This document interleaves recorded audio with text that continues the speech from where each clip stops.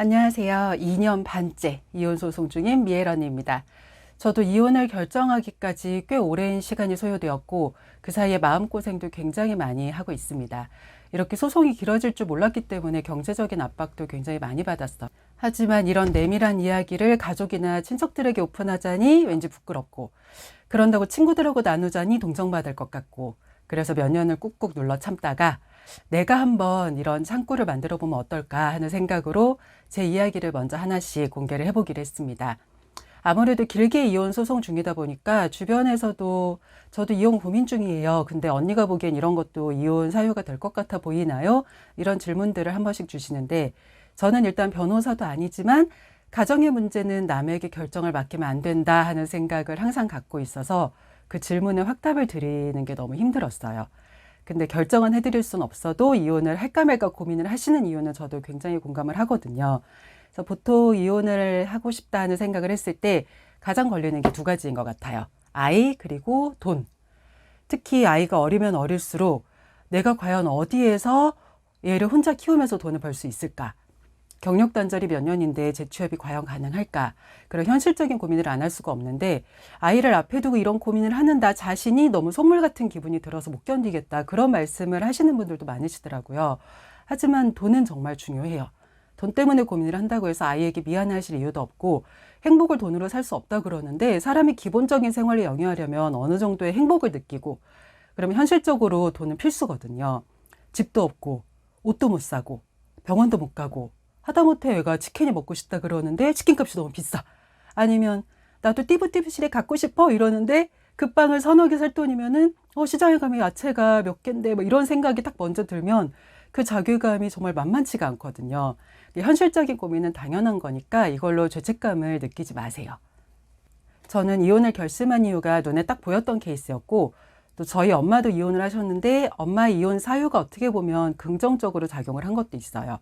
부모님의 그 결혼 생활 동안 저도 막 치를 떨었던 그 모습들을 전 남편한테서 계속 보게 되니까 저는 이게 갱생의 여지가 절대 없다는 걸 경험으로 정말 굉장히 잘 알고 있었거든요. 근데 그렇다고 해서 바로 결정을 내린 건 아니고 한 2년 정도는 저도 그 단계를 거쳤어요. 내가 조금만 더 잘하면 되지 않을까? 아니면 혹시 내 노력이 더 부족했던 건 아닐까 하는 그 자책의 시간들. 그리고 그 다음에 고민을 한 건, 내가 혹시 아이에게서 아빠와의 그 어떤 관계와 기회들을 내 마음대로 빼앗는 건 아닐까? 근데 그때 결정적인 사건들이 연달아 좀 일어나면서, 아, 그 기회를 아이에게서 뺏은 건 내가 아니라 상대방이구나. 내가 질질 끌지 않고 결정을 빨리 내렸더라면 이런 것까지는 안 보고 헤어질 수도 있었을 텐데, 그런 후회들이 더 많이 생기더라고요.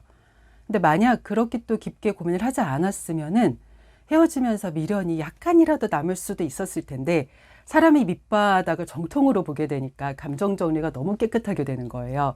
그래서 뭐든 다 장단점은 있다. 근데 그래도 후회가 되는 게 하나 있다면, 제가 그분에게 기회를 줬다라고 자만했던 그 시간들. 그러니까 스스로 자기 위안을 한 거예요. 내가 이렇게 아량이 넓은 사람이라는 생각을 하고 싶었나 봐요. 근데 상대는 아예 몰라요. 자기가 언제 무슨 기회를 어떻게 받았는지, 제가 무슨 기회를 줬는지 아예 모르더라고요. 그러니까 혹시 저 같은 생각으로 결정을 미루는 분이 계시다면 그건 그냥 자기 변명이다. 그 기회는 나만 아는 기회다. 그리고 그 다음에 중요한 게 돈. 아이가 없어도 돈 때문에 싸우는데 아이가 있으면 이거 엄청난 사유가 돼요. 그래도 상대방이나 내 쪽에 돈이 좀 있다거나 아니면 우리 집이 돈이 좀 있다, 그러면 좀 괜찮은데, 그게 아니면 당장 집부터 문제가 돼요. 왜냐하면 이혼 소송을 한다는 그 자체가 이미 상대방이랑 상식적인 대화 자체가 불가능하다는 뜻이거든요. 협의가 됐다면 소송을 할까요? 그러니까 같이 대출을 받아서 같이 산 집인데, 만약 내가 먼저 이혼 얘기를 꺼냈다? 그러면 잘못은 본인이 했는데 거의 100% 한다는 말이, 네가 이혼한다며? 못 살겠다고 한 건 너니까 네가 나가. 네가 그렇게 잘났다며? 그러니까 애들 있고 나가서 알아서 살아. 그러니까 그걸로 승기를 잡으려고 하는 분들이 굉장히 많아요. 의식주가 건드려지면 사람은 본능적으로 위협을 느끼니까 움츠러들 수밖에 없거든요. 근데 본인이 그런 폭력을 휘두르고 있다는 자체를 전혀 인지를 못 하시더라고요. 그러니까 이혼을 꺼낸 건 자기가 아니니까 다 자기가 피해자라는 거예요. 근데 거기서 상대방이 나보다 돈이 더 많다? 그럼 여기에서 이제 돈까지 더 치사하게 굴어요.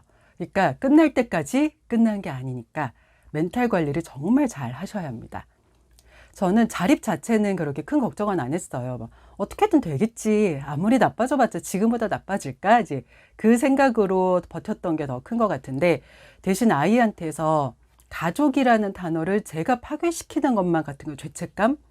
그게 더 힘들었는데, 그래도 내 불행이 밑바닥에 깔리지 않으면 유지가 되지 않는 게 진짜 가족이라는 존재일까? 이게 정상일까? 아니다. 왜냐하면 내가 줬던 그 기회들을 그 사람이 함께 살고 있었을 때 정신을 차렸더라면 그렇게 놓치지 않았을 거예요. 그리고 제대로 된 사람이라면 내 배우자와 아이와 가정을 그런 식으로 취급하지도 않아요. 잃고 나서 후회한다? 그런 건 소설에서나 멋있는 이야기입니다. 저는 결혼을 하고 햇수로 7년 차에 이혼 소송을 시작을 했는데, 사실 힘든 건 결혼 초반부터 힘들었죠. 근데 그때 주변에서 다들 저한테 하는 소리가 3년만 버티면 괜찮아진다. 다들 그러고 사니까 조금만 참아라. 근데 안 괜찮아지는 거예요. 더 죽겠는 거예요. 그래서 내가 이상한가? 내가 뭘 잘 못 버텼나? 아니면 나한테 문제가 있나? 내가 참을성이 없나? 막 별별 생각이 다 들었는데, 그때 이 표가 저한테 정말 큰 위안을 줬습니다. 혼인 기간에 따른 이혼 비율이에요. 보시면 3, 4년을 못 버티고 이혼한 케이스가 총 22.4%. 그러니까 5분의 1 정도죠. 근데 그걸 버텨봤자 5년에서 9년 차 이혼율도 19.3%예요. 5분의 1. 별 차이가 없어요. 그럼 덜 버텨서 그러냐? 그러기에 맨 밑에 20년 이상 이혼 비율이 31.2%로 제일 높아요. 거의 3분의 1 수준이에요. 그러니까 3년이고 30년이고 기간이 중요한 게 아니라, 이 표에서 알 수 있는 건 사람의 관계라는 건 상대적이기 때문에 나 혼자 참고 버틴다고 해결이 될 문제가 아니다. 상대가 함께 노력을 해주지 않은 거지 내가 오래 못 버텼기 때문에 이혼을 선택하게 된 게 아니다. 그럼 이제 이혼을 결정을 했는데 협의는 안 됐고 소송으로 갈 수밖에 없겠죠. 아이가 없으면 그래도 좀 간단하지 않을까 하시겠지만, 집부터 대출까지 재산 분할이 꽤 쟁점이 되고요. 아이가 있으면 이제 여기에 친권, 양육권, 양육비, 면접 교섭, 이것까지 다 포함이 되니까 이혼 소송에 이제 가사조사까지 받아야 돼요. 그럼 여기에서 어떻게든 내 억울함을 씻으려면 이겨야 되겠죠. 이기려면 증거가 무조건 있어야 돼요. 소송은 내가 더 억울하다고 해서 내 손을 들어주지 않더라고요. 그 억울함을 뒷받침해 줄 수 있는 문서화가 가능한 증거, 그게 없으면 아무것도 못해요. 그러니까 내가 지금 상대방의 바닥을 보고 이혼을 결심을 했다 그래도 소송을 하면 더 땅을 파고 들어갑니다. 그러니까 멘탈 관리는 정말 마지막까지 가장 중요하게 생각을 해주셔야 돼요. 그럼 이제 소송을 하려면 이건 충분히 이혼 사유가 되는구나 하고 법이 인정을 해주는 그 이혼의 원인이 있어야 돼요. 이게 그 민법 제840조에서 정한 재판상 이혼 원인인데, 이 중 하나만 포함이 돼도 가정법원에 이혼을 청구를 하실 수가 있습니다. 보통 이혼 3종 세트를 외도, 도박, 폭력이라고 하는데, 이게 보통 민법 제840조에서 1번, 2번, 3번, 4번, 6번에 해당이 돼요. 부정한 행위, 유기행위, 나랑 아이에게 하는 부당한 대우, 예를 들면 폭언, 폭력, 뭐 이런 것들이요. 왜냐하면 이 3종 세트를 하시는 분들은 이것만 하는 게 아니라 여기서 또 몰래 대출을 받는다든지, 아니면 돈을 따로 착복을 한다든지, 애 키워야 되는데 계속 자기 내키는 대로만 막 철없이 산다든지, 아니면 저 3종 중에 2개나 3개를 동시에 한다든지 막 그러시더라고요. 그리고 시댁이나 처가 식구들에게 지속적으로 폭언이나 무시를 당하고 있다 하시면 그건 3번인데, 상대방의 중간 역할을 거의 해주지 않아서 일이 커진 거다. 그러면 2번이랑 6번도 함께 추가를 하셔야 되고, 경제적인 문제도 꽤 큰 사유인데 이건 2번, 3번, 6번. 의외로 사고치고 가출한 다음에 몇 년씩 안 돌아오는 배우자들도 많아요. 이건 5번이랑 6번에 해당이 되고, 상대방의 과소비도 문제가 많이 되죠. 이거 보통 3번이랑 6번이더라고요. 왜 이걸 보여드리냐면, 지금 이혼을 할까 말까 고민을 하시는 분들은 그래도 아직 마음속에 희망이라는 불씨가 있는 거예요. 하지만 이혼은 정말 그런 기대까지 싸그리 다 없어졌을 때 하는 거거든요. 왜냐하면 의외로 상간자 소송을 할 때도 상간 소송만 하고 이혼 소송은 안 하시는 분들도 많아요. 상대방한테 위자료를 받긴 하겠지만 그래도 난 아직은 가정을 지키고 싶다. 아니면 내 배우자가 정말 반성을 해서 나도 한 번 용서를 하겠다. 그런 분들은 이혼 소송 안 하세요. 그러니까 결국 신뢰의 문제인 거예요. 저 사람이 나를 실망스럽게 했고 배신도 했고, 그렇지만 지금까지 보여준 모습들이 있으면 신뢰는 그렇게 쉽게 깨지지 않거든요. 근데 그 사람이 평생 내 노력을 받기만 하고 자, 이거 받는 것만 당연하게 생각하고 그랬다면 이제 여지가 없어지는 거죠. 그러니까 난 더 이상 저 사람한테서 아무것도 기대를 할 수가 없다. 어떻게 그 모든 시간들을 내 노력만 바라고 본인은 저렇게 사나. 내가 숨을 쉬면서 살고 있는 이 모든 시간이 고통이다. 이대로 살다가는 죽겠다. 나도 제발 한 사람의 인간으로, 사람으로 존중을 받으면서 남은 시간만큼이라도 저 사람 발밑에서 발버둥 치는 게 아니라 사람으로 살다가 죽고 싶다. 이게 저 같은 경우는 같이 살다가 스트레스 때문에 혈액암에 걸렸었어요. 소포성 림프종이라고 골수까지 이제 암세포가 침범이 된 혈액암 4기 환자였는데, 그래서 항암 치료도 제일 독한 걸로 총 3년을 받았거든요. 아시겠지만 혈액암 유전이 아니에요. 순전히 면역이 문제인 건데, 결혼하고 면역이 망가질 만한 이유가 사실 스트레스 말고 뭐가 있겠어요. 근데 암 투병을 하는 중에도 정말 별별 일들을 다 겪게 되니까 인간에 대한 신뢰 자체가 사라지는 거예요. 그래서 이렇게 계속 같이 살다가는 내가 자살을 하든 암이 재발이 되든 어떻게든 죽겠다. 이렇게 나도 애도 계속 저 사람 눈치만 보고 살아야 되나? 이게 과연 정상인가? 아니다. 그때는 제가 정말 당장 죽겠으니까 내일부터 써야 되는 생활비고 뭐고, 지금 헤어져야 나랑 애가 산다. 그러니까 이 산다는 게 생활을 한다는 게 아니라 목숨이. 하지만 그건 그거고, 아이를 오롯이 저 혼자 책임을 져야 한다는 그 자체는 저도 막막했어요.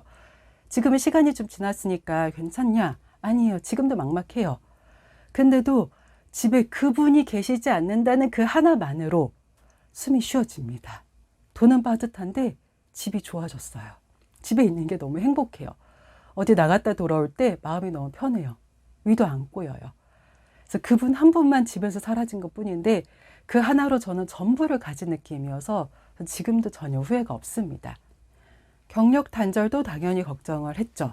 전 한국에서 육아휴직을 하면서 이제 퇴사를 하고 그 다음에 필리핀에 가서 사업을 한 건데, 한국에서 13년 그리고 외국에서 7년. 그러니까 그때 받았던 연봉 아니면 뭐 사업하면서 벌었던 매출, 그걸 기준으로 잡으니까 막막함을 넘어서 과연 내 홀로 서기가 가능은 한 걸까? 그러니까 포인트는 그게 아닌데 생각이 자꾸 부정적인 쪽으로만 뻗어나가는 거예요. 근데 이게 해보니까 경력 단절이나 내가 벌 수 있는 돈의 규모라든지 그걸 걱정하는 게 먼저가 아니더라고요. 올해가 몇 살이냐? 그게 가장 중요합니다. 왜냐하면 어린이집, 유치원, 초등학교, 그냥 기관에서 돌아오는 시간들이 다 달라요. 다들 애가 초등학생이 되면 숨통이 좀 트인다 그러는데 절대 그 말 믿지 마시고요. 유치원 보통 4시 반에 끝나요. 초등학교 1, 2학년 애들 1시에 끝납니다. 심지어 정상 수업을 안 했던 작년에는 점심 급식까지 다 했는데도 12시 20분에 끝났어요. 워킹스쿨이 있으니까 등하교 같은 거 걱정 안 해도 된다? 그거 다 아파트 사시는 분들 얘기더라고요. 저희 동네는 다 아파트들을 이렇게 찍으면서 그 아파트에서 애들을 결집을 해서 이동을 하는 시스템이라 결국 그 애가 그 아파트까지 혼자 못 가면 사용을 할 수가 없는 정책이에요. 전 그래서 지금도 제가 애 책가방을 등에 메고 매일매일 애 손을 잡고 등하교를 시켜줘요. 그러니까 무슨 일을 해서 돈을 벌 수 있을까를 고민하시기 전에 우리는 몇 살이지? 몇 시에 나가서 몇 시에 들어오지? 등교랑 하교는 맡길 사람이 있나? 아니면 다 내가 혼자 해야 되나? 그럼 내가 일을 할 수 있는 시간은 몇 시부터 몇 시까지지? 주중만 할 수 있나? 주말만 할 수 있나? 그걸 먼저 따져보셔야 돼요. 그래도 면접 교섭을 가면 그때는 시간이 비니까 1박 2일 동안 주말에 할 수 있는 일을 알아봐 두면 도움이 되지 않을까?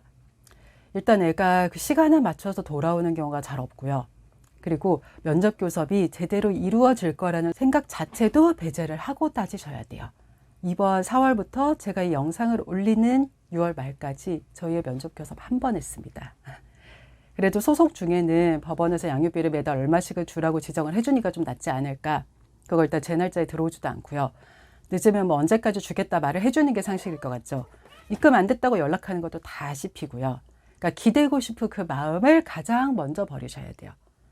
그리고 내가 할 수 있는 일이 아니라 비는 시간에 할 수 있는 일, 그걸 속어법으로 지워가면서 찾으셔야 됩니다. 그리고 주민센터에 가셔서 복지든 뭐든 신청할 수 있는 게 있으면, 아니면 정부 도움을 받을 수 있는 게 있으면 하나라도 다 신청하세요. 금액이 적더라도 도움이 안 되지는 않아요. 근데 만약 여기에서 내가 왜 이렇게까지 해야 되지? 나만 희생하는 삶이야. 이런 생각이 먼저 드신다면 좀 더 고민을 해보셔야 됩니다. 자리를 잡는다는 게 쉬운 거였으면 세상에 힘든 사람이 어디 있겠어요. 힘들어도 이게 그냥 힘든 걸 흐린 눈으로 이렇게 대충 잘 넘길 수 있어야 내가 편해집니다. 그게 숨 쉬듯이 자연스럽게 흘러가야 돼요. 이혼 소송 시작하잖아요. 그럼 맞소송 안 한다는 사람이 없어요. 계속 이렇게 돈이랑 다른 걸로 협박당하죠. 양육비 제대로 안 들어오죠. 그 면접 교섭은 뭐 말을 할 필요도 없고요. 내가 얼마 줄 테니까 뭐 이거 먹고 떨어져라. 아니면 애도 네가 데려갔잖아. 너도 다 네 맘대로 하는데 나라고 왜 내 맘대로 못해. 내가 그래도 사람이 좋고 예정이 있으니까 이만큼이라도 주겠다고 하는 거야. 이거 받고 소송 취하해. 이런 걸 나름 회유랍시고 막 던져요. 그리고 답변서를 막 받으면 왜 저 사람 변호사가 내 변호사보다 더 적극적으로 변호를 해주는 것 같지? 막 그런 불안감에도 계속 시달려야 되고, 근데 하필 또 그렇게 예민해져 있을 때 말도 없이 양육비가 제때 안 들어오고, 그리고 하필 그때 내가 막 돈도 조금밖에 못 벌었는데, 근데 또 하필 애가 그때 막 엄마는 이것도 못 사줘, 엄마는 저것도 못 사줘 이렇게 막 떼를 써요. 아니면 하필 애가 막 그 달에 생일이에요.